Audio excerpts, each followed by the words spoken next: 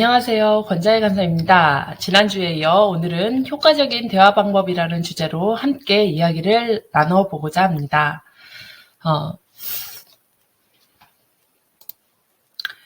오늘은 대화는 듣는 것과 말하는 것이라는 것에 대해 이해하고 잘 듣는 법과 잘 말하는 것이 중요하다는 것을 알게 될 것입니다. 그리고 잘 듣는 법인 경청하기, 공감하기, 긍정화에 대해 알아보고요.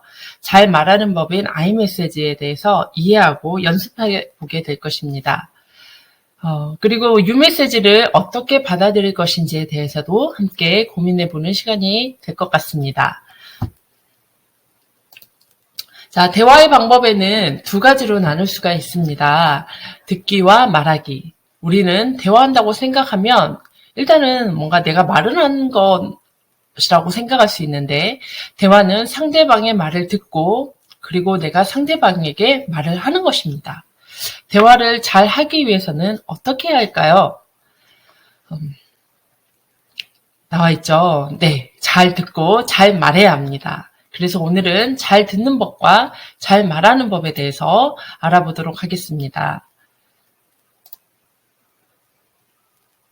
자, 잘 듣는 법은 먼저 경청하기, 공감하기, 긍정화 이렇게 세 가지의 것에 대해서 좀 얘기를 해보려고 하는데요. 여기에서 경청하기에 대해서 좀 더 얘기를 먼저 해보자면, 경청하기라고 하면 일단 우리가 잘 듣는 법 하면 경청 이렇게 약간 공식처럼 이렇게 되어져 있죠. 그래서 잘 들어야 된다 그러면 경청해야 된다라고 얘기를 하죠. 자, 여기에 경자는 기울다, 마음을 기울이다라는 뜻을 가지고 있습니다. 그리고 청은 듣다, 들어주다라는 뜻을 가지고 있어요. 그래서 경청은 귀를 기울여 듣다, 마음을 기울여 듣다라는 뜻을 가지고 있습니다. 경청하기에는 두 가지 방법이 있는데요. 첫 번째 방법은 일단 말을 듣는 거예요.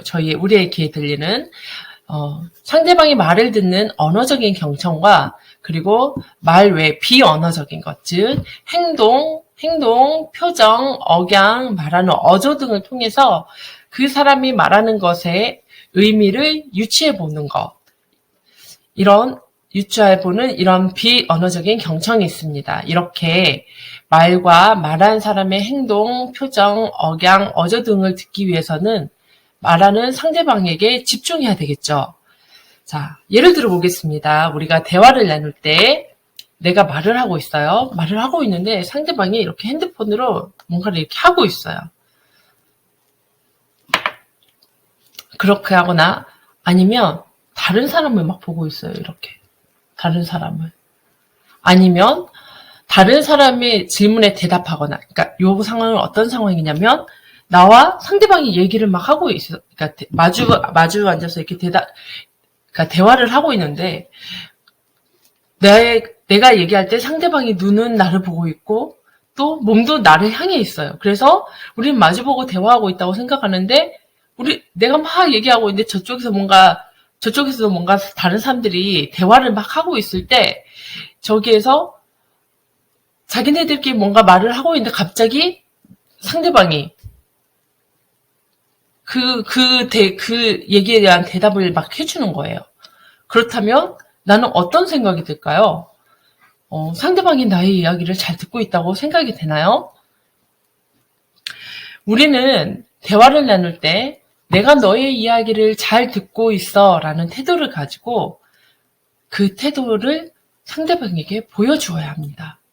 잘 듣고 있다는 것은 귀로만 잘 듣는 게 잘 듣고 있다는 게 아닙니다. 아까 제가 핸드폰으로 예를 들었었죠. 내가 뭔가 얘기를 하고 있는데 핸드폰으로 뭔가 이렇게 하고 있어. 근데 귀는 정말 상대방의 얘기에 집중해서 듣고 있어. 그래서 상대방의 얘기를 다 듣고 다 기억하고 있어. 그러나 내가 핸드폰으로 뭔가를 하고 있다면 그거는 결코 잘 듣는 것이라고 이야기할 수가 없는 것이죠. 잘 듣고 있다는 것은 상대방에게 큰 관심을 가지고 있고 나는 너를 존중하고 있어 라는 것을 표현하는 것입니다.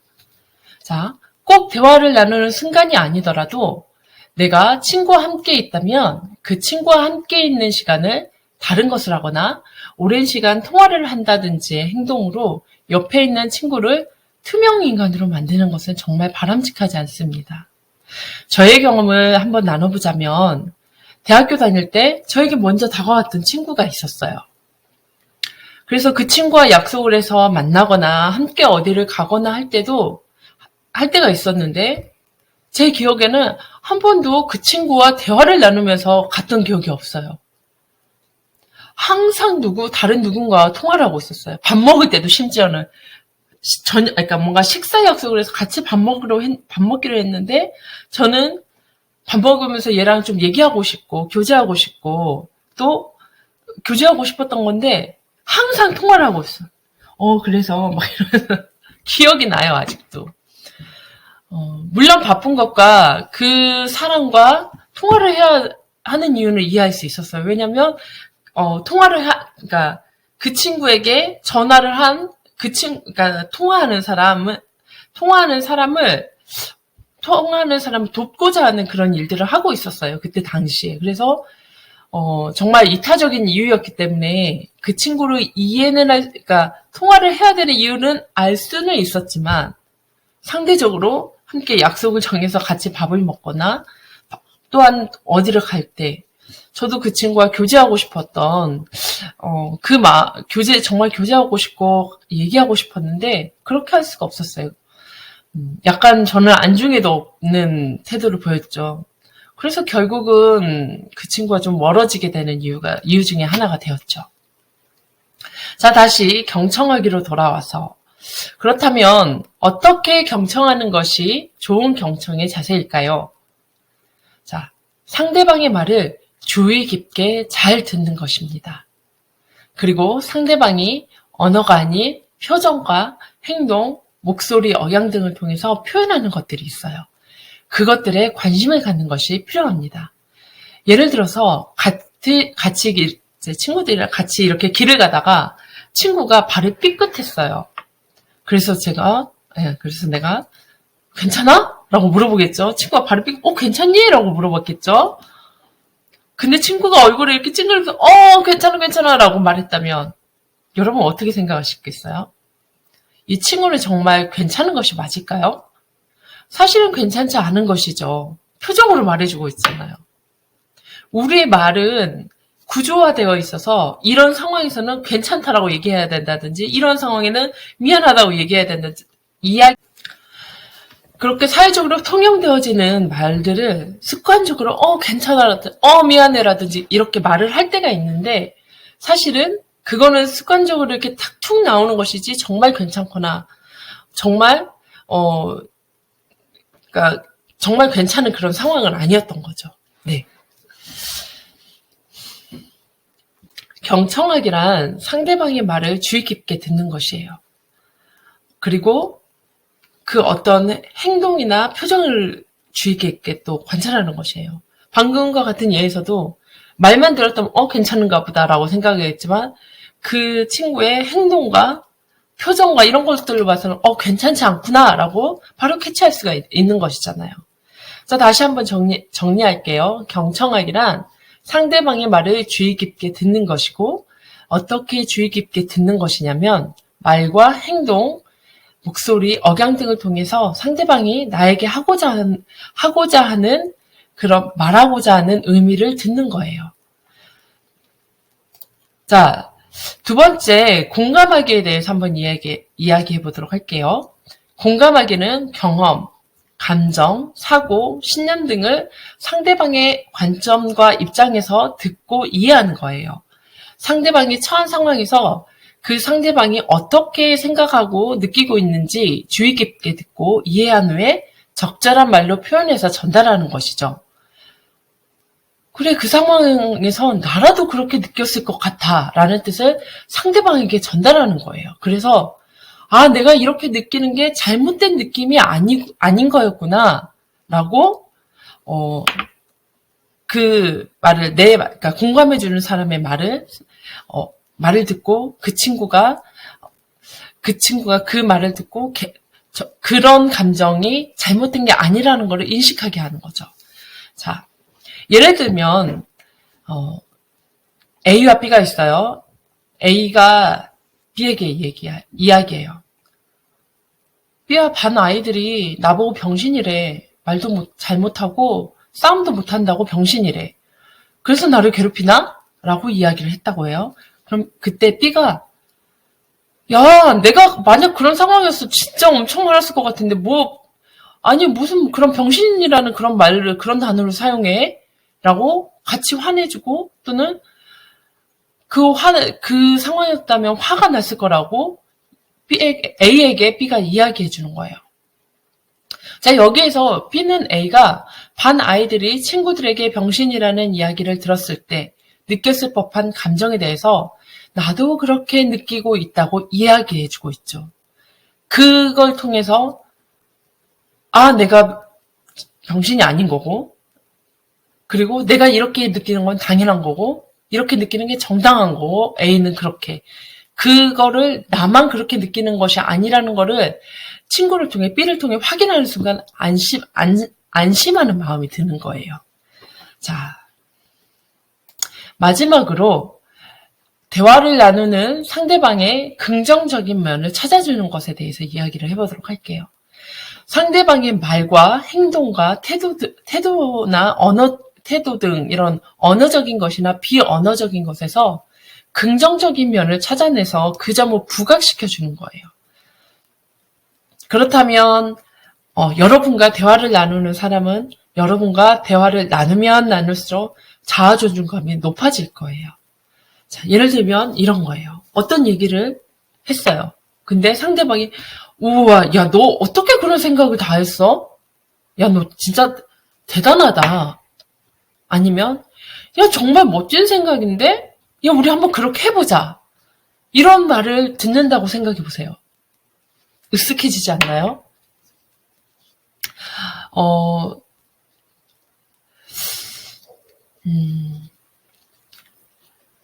이렇게 그 상대방의 긍정적인 면을 찾아서 표현해 준다면 이런 경험이 한 번, 두 번, 세 번 이렇게 쌓이고 된다면 그 사람과 얘기할 땐 나는 정말 괜찮은 사람처럼 느껴지는 거예요.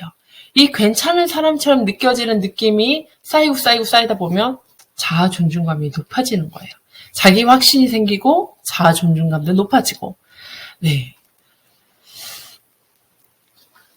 이런 사람들과 많은 대화를 나눴으면 좋겠어요, 여러분들이. 그리고 여러분들도 이런 말을 상대방에게 해줄 수 있는 사람이 되었으면 좋겠어요. 자, 이제 말하는 법에 대해서 이야기해 볼까요? 잘 말하는 법, 아이메시지, 나 전달법이 있어요.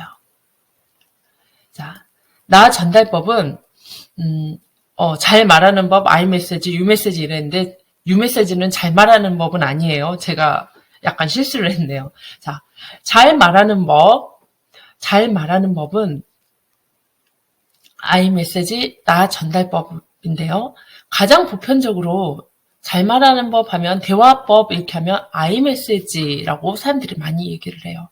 이 아이메시지는 토마스 고든이라는 학자가 부모 역할 훈련을 위해서 만든 대화법이에요. 의사소통의 한 방법이에요. 보편적으로 많이 사용하기를 권장하고 또 추천하고 있는 대화법이죠.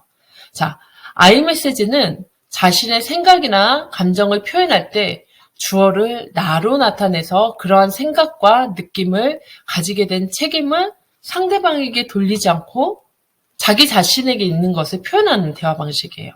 반면에 유메시지는 너 전달법이라고 하는데요. 이거는 상대방에게 책임을 전가하는 표현 방법이에요. 자,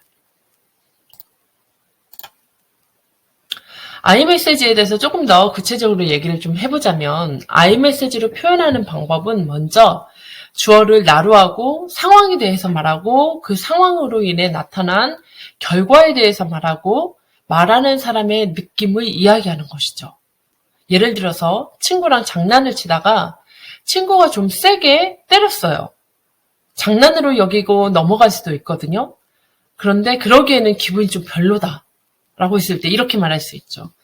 누구야, 내가 맞은 곳이 좀 아파서 기분이 좀 안 좋아졌어 라고 말할 수 있겠죠. I 메시지로는요. 반면에 U 메시지는 야, 너 때문에 아프잖아 라고 말하는 거죠.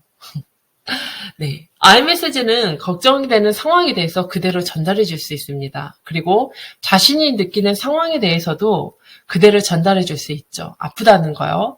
그리고 그 아픔으로 인해 나의 기분이 안 좋아졌다라는 사실을 상대방에게 전달할 수 있어요.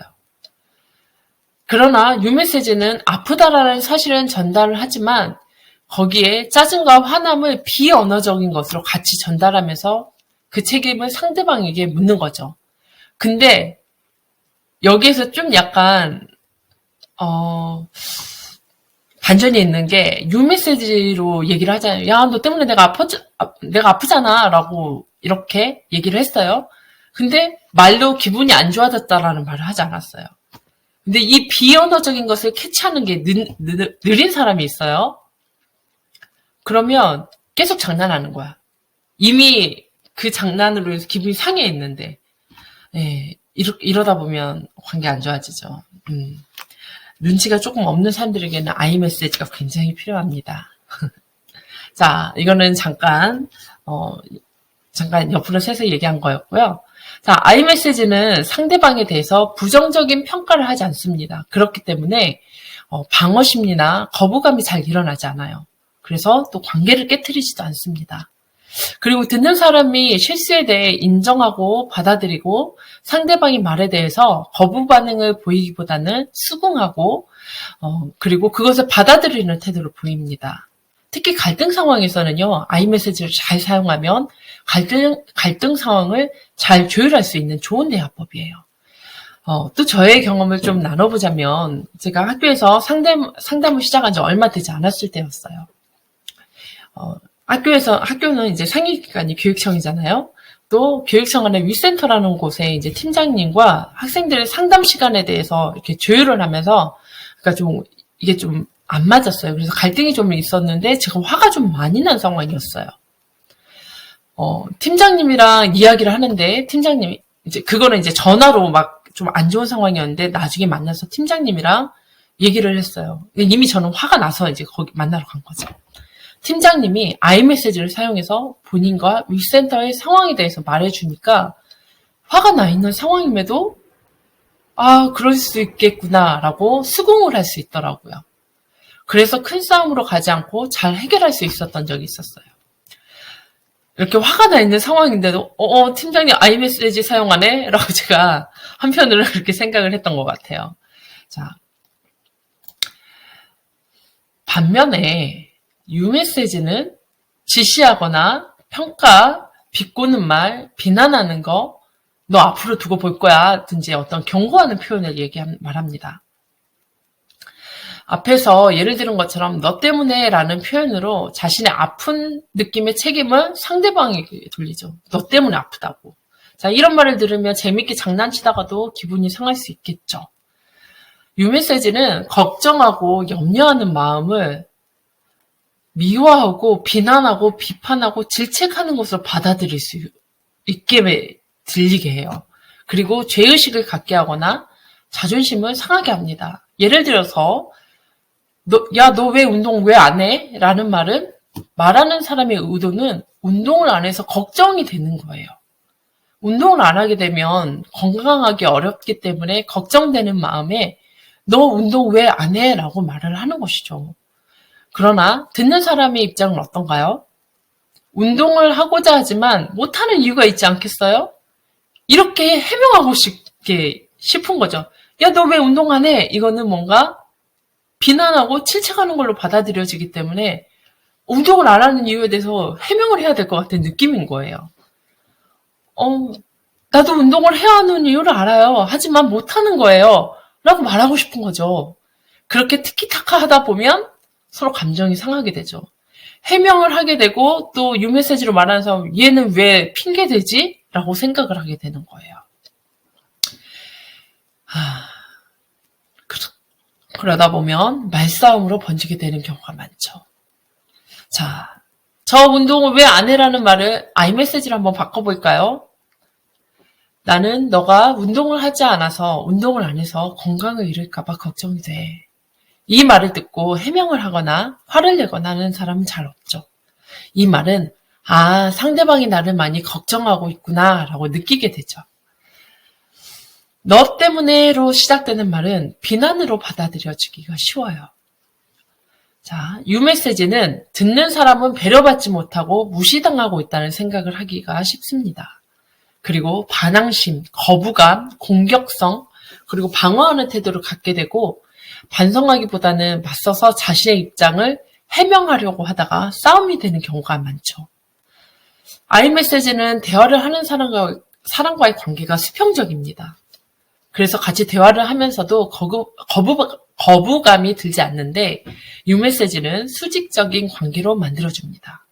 그래서 특히 친구 관계에서 유메시지는 이걸 사용하게 되면 친구임에도 뭔가 지시받는 것 같고 비난받는 것 같고 말을 듣는 사람이 문제라고 들리기 때문에 갈등이 생기게 되죠. 그러나 아이메시지에도 주의 상황이 있어요. 자신의 감정을 솔직하게 표현하지 못하거나 분노의 감정을 표출하면서 사용하는 경우나 명령을 담고 있는 경우는 유메시지와 큰 차이가 없습니다. 아이메시지를 효과적으로 사용하기 위해서는 자신을 기분 나쁘게 하는 것은 상대방이 아니라 상대방의 행동이라는 것을 인식하고 행동과 상대방을 분리시켜서 생각해야 돼요. 그 행동의 결과와 관련된 느낌을 이야기해 주는 것이 필요합니다. 자, 이제 이런 유메시지에서 어떻게 살아남을 수 있을까요? 어떻게 살아남을 수 있을지에 대해서 알아보도록 하겠습니다. 유메시지로 말을 하는 친구나 또는 사람들과 대화를 할 때, 그리고 유메시지로 일방적으로 상대방이 말을 할 때 그 단어만 듣는 것이 아니라 그 사람을 보면서 저 사람이 지금 유메시지로 말을 하지만 나를 공격하려는 것이 아니야 라고 이것을 기억해야 합니다. 자, 아까 야 너는 왜 운동을 안 해? 라는 이 말에서 그 사람의 의도는 뭐예요? 운동을 안 해서 걱정된다는 거잖아요. 그 의도를 읽어주는 거예요. 그리고 그 의도를 제가 들어야 되는 거예요. 자, 유메시지로 말하는 사람은 저 사람에게도 좋은 의도가 있었어 라고 내 안에서 생각하고 그 사람의 말을 하려고 하는 의도를 찾아보는 것이 중요합니다. 근데 이 과정은 정말 어려워요. 이 강의를 하고 있는 저도 유메시지를 통해서 들을 때 나를 공격하는 것 같고 비난하는 것 같아요. 그래서 해명하고 싶어요. 아니야, 나 그렇지 않아. 그러다 보면 나의 입장을 막 주장하게 되고 그리고 해명을 하게 되고 상대방은 왜 핑계대냐고 얘기하게 되고 그러다 보면 말싸움이 되는 것이죠. 유메시지에서 상대방이 나에게 하려는 말의 의도가 무엇일까? 라고 생각을 하지만 잘 찾아지지 않아요.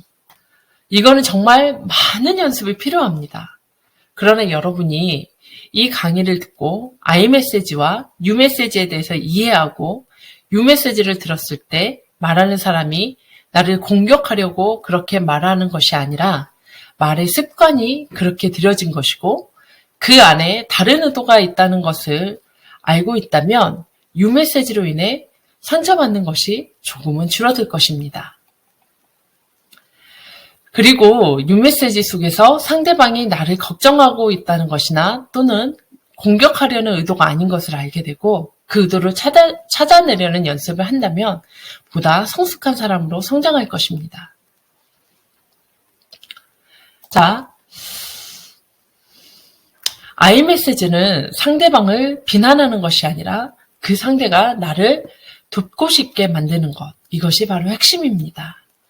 오늘 그룹 리더들과 함께 열심히 아이메시지에 대해서 연습해 보시기 바랍니다. 오늘 강의는 여기까지 하도록 하겠습니다. 들어주셔서 감사합니다.